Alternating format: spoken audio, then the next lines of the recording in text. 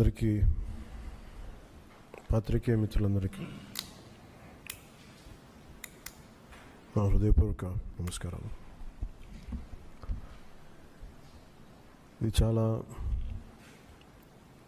Serious మతం అనగానే, faith అనగానే, ధర్మం, ఇవన్నీ చాలా లోతైనవి, బాగా సెన్సిటివ్. కానీ ఇలాంటివి ఒక మాట మాట్లాడాలి అంటే చాలా చాలా ఆలోచించి, దీన్ని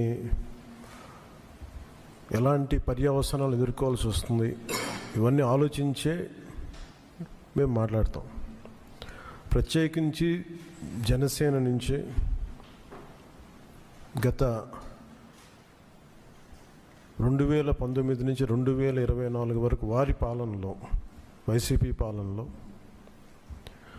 చాలా సంఘటనలు జరిగినాయి.